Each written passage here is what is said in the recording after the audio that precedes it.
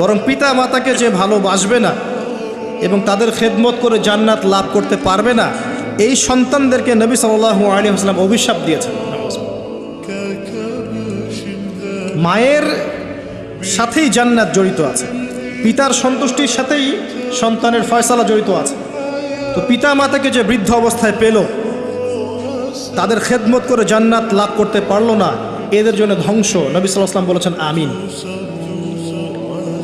আমরা এখন একটা সমস্যা দেখতে পারি, অনেক পিতামাতা এসে অভিযোগ করে সন্তান খোঁজ খবর নেয় না, সন্তান ভালোবাসে না, সন্তান হক আদায় করে না।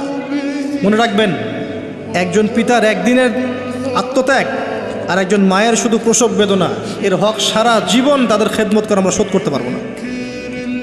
পিঠের চামড়া তুলে পাপোশ বানালেও মা বাবার ঋণ কখনো শোধ হবে না। হবে? পিতা মাতার খেদমত এমন একটা জিনিস যেটা করলে পরে আল্লাহর রহমত নেমে আসে।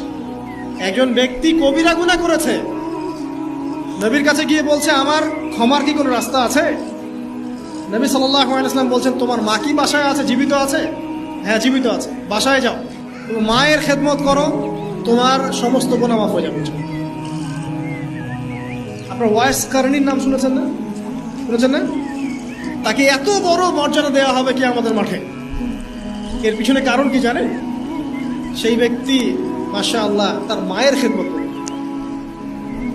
3 বার বলেছেন নবী সাল্লাল্লাহু আলাইহি ওয়াসাল্লাম আমাদের সবচেয়ে সেরা এবং ভালো ব্যবহার পাওয়ার অধিকার হচ্ছে মায়ের, তারপরে মায়ের, তারপরেও মায়ের, তারপর বাবা। পিতা মাতার খেদমত করলে আল্লাহর রহমত নেমে আসে। আর একজন ব্যক্তি বলছিল আমার বাসায় তো মাও নাই ইয়া রাসূলুল্লাহ, আমি কি করব? তখন নবীজি বলছেন তোমার কি খালা আছে? খালা বেঁচে আছে? খালা বেঁচে আছে, খালার খেদমত করো। এখনকার এই বিশ্বে দেখেন সম্পর্কগুলো কিন্তু ভেঙে যাচ্ছে।